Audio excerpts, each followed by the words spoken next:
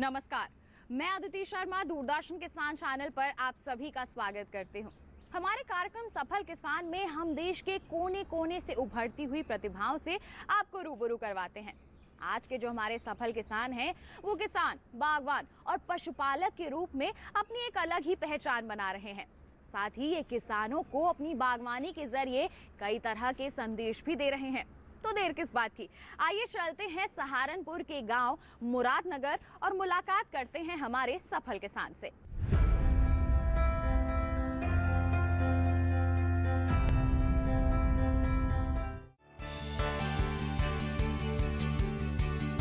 सहारनपुर में खेती और बागवानी करने का तरीका बदल रहा है। किसान अब उसी जमीन से पहले की तुलना में अच्छी पैदावार ले पा रहे हैं। उत्तर प्रदेश की विविधतापूर्ण जलवायु में लगभग हर प्रकार की बागवानी की जा सकती है। प्रदेश की लगभग 92% छोटी जोत के किसानों के लिए बागवानी फसलें इकाई क्षेत्र से अधिक आय, रोजगार व पोषण उपलब्ध कराने में सक्षम है। वहीं इसके पीछे केंद्र सरकार और उत्तर प्रदेश सरकार की भी अहम भूमिका है। सरकार की योजनाएं किसानों के हर तरह के काम आसान कर रही हैं, जिसमें माइक्रो इरिगेशन, एकीकृत बागवानी मिशन, फल पट्टी विकास योजना, हर्बल गार्डन योजना, पान उत्पादन योजना, राष्ट्रीय आयुष मिशन मुख्य है, जिनका फायदा लेकर किसान लगातार आगे बढ़ रहे हैं। इन्हीं प्रगतिशील किसानों में से एक है मुरादनगर के मैनपाल सिंह जी। मैनपाल सिंह एक पढ़े लिखे सशक्त किसान है। उन्होंने कृषि के क्षेत्र में वर्ष 1999 में स्नातकोत्तर की पढ़ाई पूरी की और पढ़ाई से मिले ज्ञान को अपने 6 एकड़ के खेत में फैला दिया। सही देखभाल और बेहतर प्रबंधन की बदौलत आज वो 6 से 12 एकड़ के दायरे में फलों की बागवानी कर रहे हैं, जिसमें मुख्य रूप से आम, लीची, आड़ू शामिल है। अन्य लोगों की तरह शिक्षा लेने के बाद वो भी नौकरी करके आराम की जिंदगी यापन कर सकते थे, लेकिन उनका मानना है कि अगर लोगों को रसायन मुक्त खेती की तरफ ले जाना है तो उसके लिए प्रयास खुद से ही शुरू करने पड़ेंगे। मैं 99 में मेरी MSc हो गई थी। उसके बाद मैं खेती में ही रुचि ली और लगभग 6 एकड़ से हमने काम स्टार्ट किया। 6 एकड़ हमारे पास ज़मीन थी, उसमें हमने बगीचे लगाए। अब हमारे पास लगभग 12 एकड़ ज़मीन है और सारी में बगीचे ही तैयार कर दिए। हमारे पास अड़ू, लीची, आम के बगीचे हैं। अपने बाग में उम्दा फसल के लिए मैनपाल जी हमेशा अच्छे से अच्छे का चुनाव करते हैं।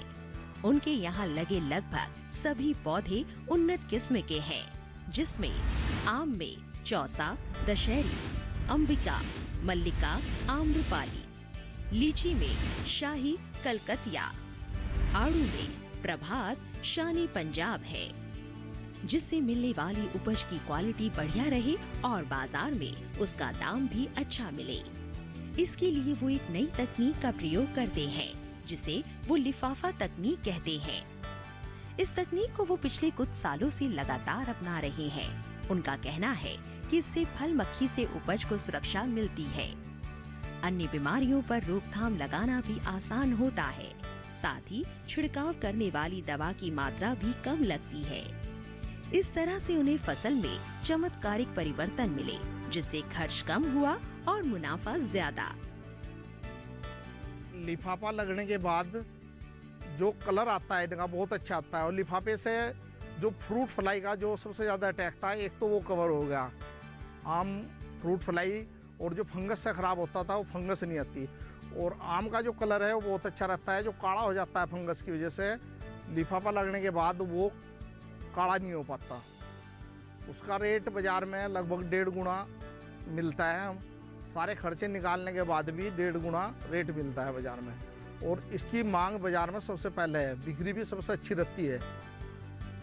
एक लिफाफा लगभग 2 साल कवर कर लेता है और लगभग इसका खर्चा लिफाफे का पर किलो, बंधाई वगैरह सारा लेबर वगैरह सब लगाने के बाद लगभग 20 रुपये पर केजी के आसपास पड़ता है। और सारे खर्चे निकलने के बाद ये लिफाफे के तो फिर भी 1.5 गुना अलग रेट मिल जाता है बाज़ार में। और सबसे अच्छी बात यह है इसमें जो फंजीसाइड होता है जैविक रहता है, फंजीसाइड नहीं डलता। जब लिफाफा लग जाता है उस पर फंगस ही नहीं लगती। और जो फंजीसाइड है जो सेहत के लिए भी नुकसानदायक है वो बहुत कम, फंजीसाइड तो डलती ही नहीं। फिर उसके पहले बहुत हल्की फंजीसाइड की आवश्यकता पड़ती है, ज़्यादा की ज़रूरत नहीं। इसमें जैविक की तरफ भी बढ़ रहे हैं, मतलब जैविक भी है ये। फंजीसाइड और पेस्टिसाइड ज़्यादा लगने की वजह से तो सेहत के लिए भी नुकसानदायक है। इसमें लिफाफा लगने के बाद दवाई की मात्रा बहुत कम हो जाती है। और जो जंगली वो जैसे चमगादड़ वगैरह जो पक्षी नुकसान पहुंचाते हैं वो भी इसमें नुकसान नहीं पहुंचाते। इससे बहुत सेफ हुआ है। और हम तो लगभग 3-4 साल से इसको लिफाफे में लगा रहे हैं और अच्छा रेट मिल रहा है हमें लिफाफे से।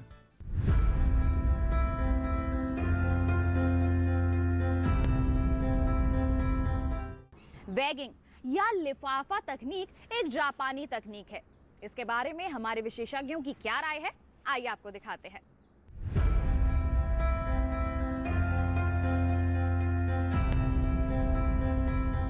ये बैगिंग की टेक्निक बिल्कुल नई है। इससे हमारे आम की क्वालिटी बढ़ जाती है। जून के महीने में ये जो हमारा बैग है जैसा आप देख रहे हैं, इसको लगाना होता है हर आम के ऊपर। इसको हम बैग लगा देते हैं। एक बैग की कीमत लगभग 2 रुपये 60 पैसे है और उसके लगाने में लगभग 1 रुपये का खर्च और इसके ऊपर आ जाता है। लगभग 4 रुपये एक आम के ऊपर इसमें खर्च होते हैं। इसके बैग के लगाने से होता ये है कि एक तो आम पर जो आपका कोई बाह्य परजीवी है उसमें विशेष रूप से फल मक्खी बिल्कुल भी असर नहीं करती। अन्यथा उसके लिए हमें बहुत से रसायनों का सहारा लेना पड़ता है, जो पकते समय रसायनों पर जब हम प्रयोग करते हैं ये सीधा सीधा इसकी आम की क्वालिटी को बिगाड़ देता है और इसमें रसायनों का आम में निवेश हो जाता है, जिससे मैं खाने में ये क्वालिटी ख़राब हो जाती है और एक्सपोर्ट के लायक भी नहीं रहता। जो बैगिंग वाला हमारा आम है ये एक्सपोर्ट क्वालिटी का आम तैयार होता है इससे। इसके अतिरिक्त इसमें कलर बहुत अच्छा आता है और मार्केट में सबसे बड़ी बात है कि दाम बहुत अच्छा मिलता है। अन्य जो हमारा आम है साधारण उसके मुकाबले लगभग 1.5 गुना इसमें हमें रेट मिल जाता है। तो मेरा और किसान भाइयों से भी यही निवेदन है कि जो हमारी ये जापानी विधि है बैगिंग की, इसको ज़रूर अपनाएं। और एक बैग 2 वर्ष तक काम कर जाता है हमारा बैग ये। तो हमारे जो मैनपाल सिंह है बहुत ही प्रगतिशील कृषक हैं हमारे। ये कृषि विभाग में, उद्यान विभाग में लगातार संपर्क में रहते हैं और वहीं से इनको जानकारी हम लोगों ने दी थी कि आप बैगिंग को अपनाएं। पिछले 3 वर्ष से लगातार बैगिंग कर रहे हैं और अतिरिक्त मुनाफा अन्य बागवानों के मुकाबले ये कमा रहे हैं। मेरा सभी से अनुरोध है किसान भाइयों से कि वे भी अपने बाग में बैगिंग की विधि को अपनाएं और इसमें डंठल जो है ऊपर से काटें, बिल्कुल ये सटा के आम को न तोड़ें। करीब करीब उसके 2-2.5 इंच ऊपर से अवश्य ही इसको डंठल को काटें।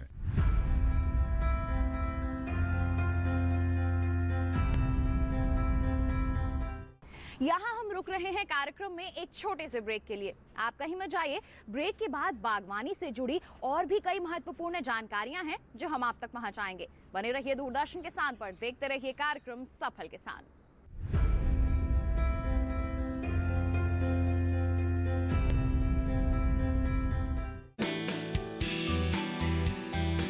Welcome to Quizathon. Team number B, for 5 points you can answer. Gajraj Focop. Is the correct answer and you get 5 points. Itanagar. Sorry. Right answer is Shillong. Now, why Quizathon is different? Firstly, it's unique. Secondly, it's happening amidst nature, under the blue sky. Which Viceroy of India visited the Jorhat Gymkhana Club?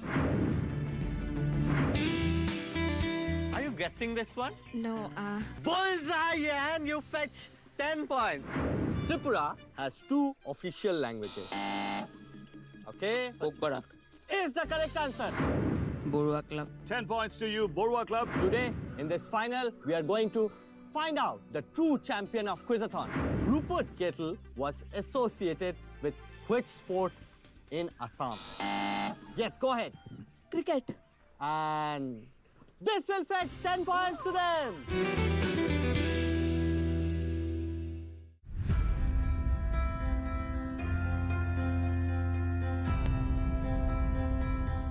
Break के बाद दूरदर्शन किसान के कार्यक्रम सफल किसान में आप सभी का फिर से स्वागत है।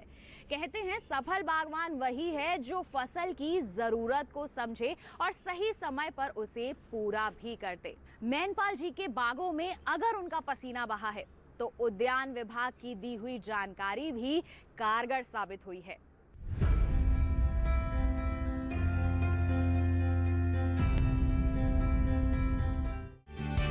हर सफलता के पीछे कई ऐसे हाथ होते हैं जो दिखाई तो नहीं देते, लेकिन उनके बिना कुछ भी करना मुमकिन नहीं होता। मैनपाल जी की ये सफलता भी कई लोगों के सुझाव की बदौलत मिली है। इसमें सबसे अहम भूमिका उद्यान विभाग ने निभाई है, जिन्होंने मिट्टी के आधार पर फसल का चुनाव करने और सीमित पानी में भी बेहतर सिंचाई के लिए मार्गदर्शन दिया है। आज मैनपाल जी ड्रिप सिंचाई और पाइप के माध्यम से कम पानी में भी अच्छी पैदावार ले पा रहे हैं। इसके लिए उन्होंने सोलर पंप लगवा रखा है। विभाग से जब हमें आवश्यकता होती है किसी भी जानकारी की, तो वो हमारे साथ तुरंत खड़े, कंधा से कंधा मिला कर खड़े हैं। जब भी हमें किसी भी आवश्यकता जरूरत होती है वो तुरंत हमारे पास एकदम तुरंत उसी हमारी सहायता करते हैं। कृषि विभाग से हमने सोलर पंप की स्थापना की और हमारे बगीचों में सब में सोलर से ही सिंचाई होती है। और सोलर की कृषि मशीनरी यंत्र, उससे हमें ट्रैक्टर वगैरह सब यंत्र मिले, उनसे जुताई होती है। सभी किसानों की हमारे पास उनसे ट्रैक्टर से जुताई होती है। अभी हमने ये लिफ्ट बनवाई है, एक जो भी किसान उसे लिफाफा लगाना चाहे लिफाफा लगा लेता है। और उद्यान विभाग से भी हमें कोई भी जानकारी चाहिए, करेट वगैरह वो जितना भी हो सकता है उनसे जो भी सहायता होती है वो सहायता करते हैं। मार्केट की जहाँ की भी हमें उनसे जो आवश्यकता पड़ती है तो वो हमारी सहायता करते हैं विभाग से। और कृषि विभाग के द्वारा हमने पाइपलाइन से सिंचाई, क्योंकि हमारा ट्यूबवेल यहाँ से लगभग 200 मीटर पे है, कृषि विभाग द्वारा हमने इसमें पाइपलाइन की स्थापना करी, उससे ही हमारी सिंचाई होती है। विभाग से हमें जो भी जानकारी चाहिए नई वैरायटियों की तो वो उपलब्ध कराते हैं हमें।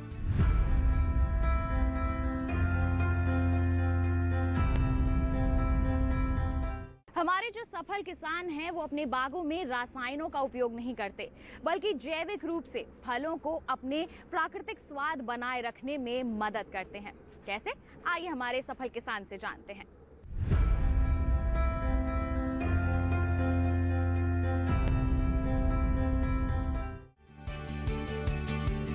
हम खेत में जो भी लगाते हैं और पोषण के नाम पर जो भी उर्वरक मिलाते हैं, फसल उसे अवशोषित कर लेती है।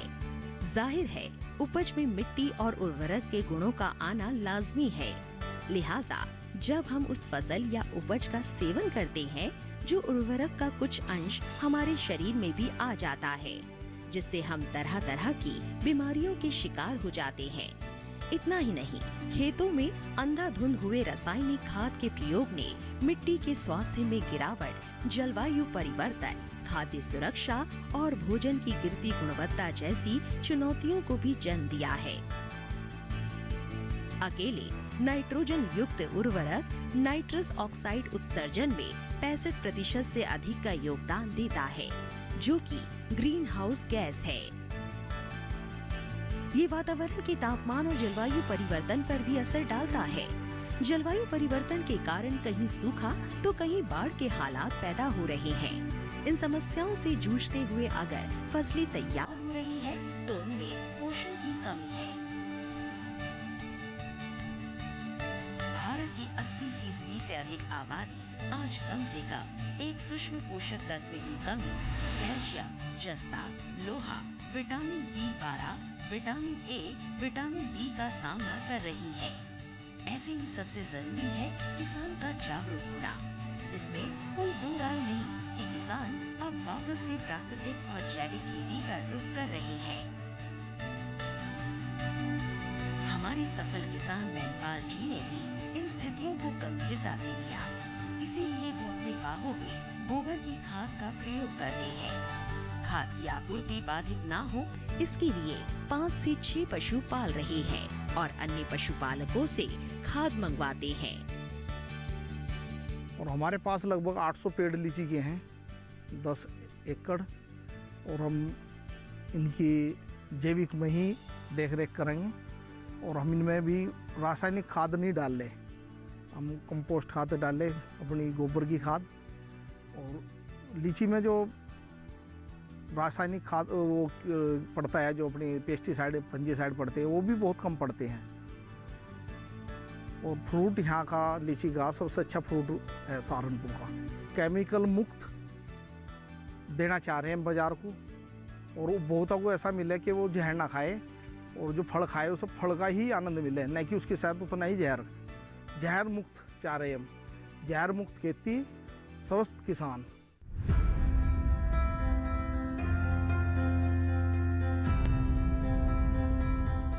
मेनपाल जी अपने फलों की इतनी बढ़िया देखरेख करते हैं, तो सोचिए तुड़ाई प्रबंधन कैसे करते होंगे। आइए उन्हीं से जानते हैं।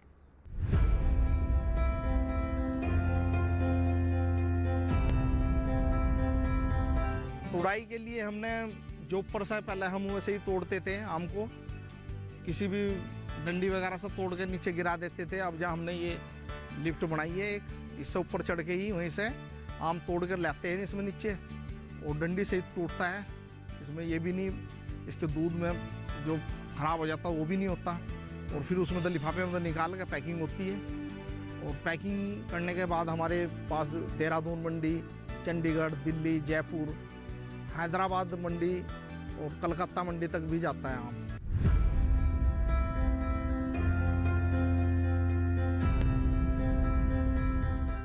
कार्यक्रम में फिलहाल वक्त हो चला है एक और छोटे से ब्रेक का। आप कहीं मत जाइए, ब्रेक के बाद फिर से मिलेंगे मेनपाल जी से और उनकी आगे की रणनीति के बारे में जानेंगे। बने रहिए दूरदर्शन किसान पर, देखते रहिए कार्यक्रम सफल किसान।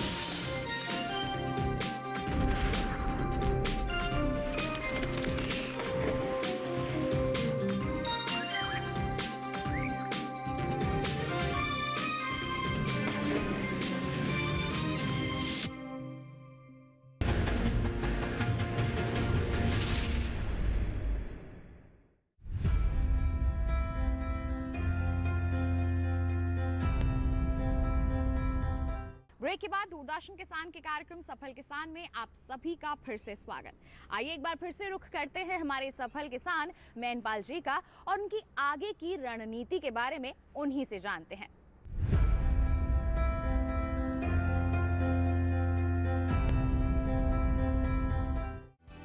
मेनपाल जी का मानना है कि विश्व कितना भी विकास क्यों ना कर जाए, लेकिन पेट भरने के लिए खेत और किसान का साथ हमेशा जरूरी होगा।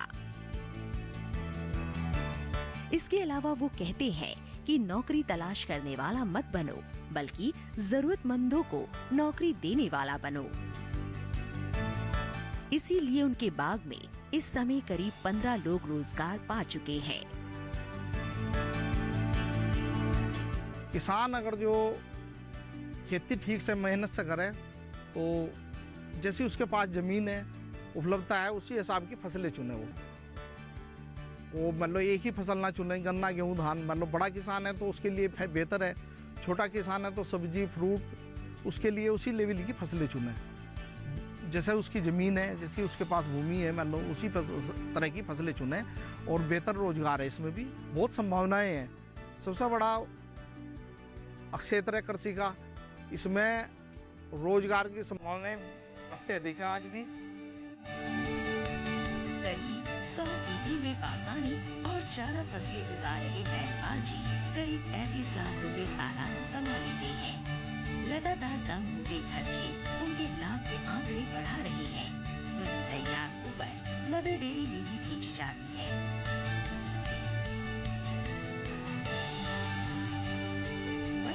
उपज की गुणवत्ता बाजार अपने आप तैयार कर देती है।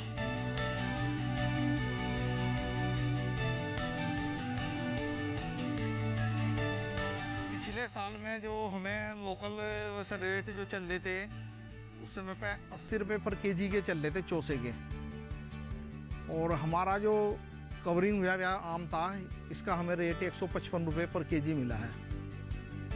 लगभग वैसे तो 2 गुना रेट बैठता है, पर खर्चे निकालने के लगभग 50% एक्स्ट्रा रेट मिलता है। और उसके बाद हमारे कुछ बचत भी होती है, जो फंजीसाइड वगैरह लगते हैं उनकी बचत भी होती है, वो भी बचत हुई। और जो भोगता है हमारा उसको सबसे अच्छा क्वालिटी वाइज आम मिला है, उसको ये नहीं उसमें कीड़े हो रहे हैं, वो ख़राब हो रहा है, वो कोई चीज़ नहीं, उसमें सब कवर होने के बाद बहुत अच्छा रेट मिलता है। और बाज़ार में डिमांड बहुत ज़्यादा है, इसकी बाज़ार में डिमांड बिना कवर के आम के अपेक्षा ज़्यादा है। और जब बाज़ार में अच्छी क्वालिटी जाएगी जब भी डिमांड भी निकलेगी। जब बाज़ार में क्वालिटी नहीं जाएगी तो उसकी डिमांड खाने वाला एक बार खाएगा दोबारा क्यों खाएगा वो। तो जब क्वालिटी जाएगी बाज़ार में जब भी उसकी डिमांड बढ़ेगी। और अच्छी क्वालिटी ही बेहतर है बाज़ार के लिए, और वही पैसा दे पाएगी किसानों को। कृषि के क्षेत्र में शिक्षा लेने और इसे ही अपना ध्येय बनाकर आगे बढ़ने वाले मैनपाल जी अपने बेटे को भी इसी क्षेत्र में आगे बढ़ाना चाहते हैं, जिससे उसे नौकरी की तलाश में अपना घर ना छोड़ना पड़े। जाहिर है बाग एक ऐसी संपत्ति होती है जो पीढ़ी दर पीढ़ी हस्तांतरित होती है। करीब 100 बीघे में लगे मैनपाल जी के ये बाग सालों साल अपनी छाया देते रहेंगे।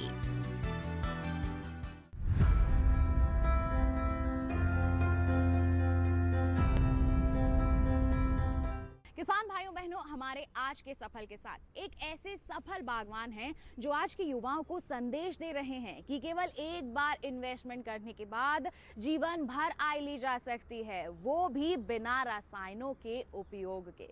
हम उम्मीद करते हैं कि इनकी दास्तान को जानकर आप भी इनसे प्रेरित हुए होंगे, और हम लगातार यही कोशिश करेंगे कि ऐसे ही प्रेरणादायी किसानों की दास्तानें हम आपके लिए लेकर आते रहें। अगर आप दोबारा ये कार्यक्रम देखना चाहते हैं तो आप रुख कर सकते हैं हमारे YouTube चैनल का, और साथ ही अगर ऐसी ही कोई दास्तान आपके पास है जो आप हमसे साझा करना चाहते हैं तो आप हमें ईमेल कर सकते हैं। ईमेल आईडी है हमारी safalkisandd@gmail.com, या फिर आप हमें पत्र भी लिख सकते हैं। पता है हमारा सफल किसान, कमरा नंबर 110, CPC दूरदर्शन, खेलगांव, नई दिल्ली 110049। तो इसी के साथ किसान भाइयों बहनों, आज के लिए बस इतना ही। अगले अंक में फिर होंगे हाजिर, तब तक के लिए हमें दीजिए इजाजत, लेकिन आप बने रहिए दूरदर्शन किसान पर। नमस्कार।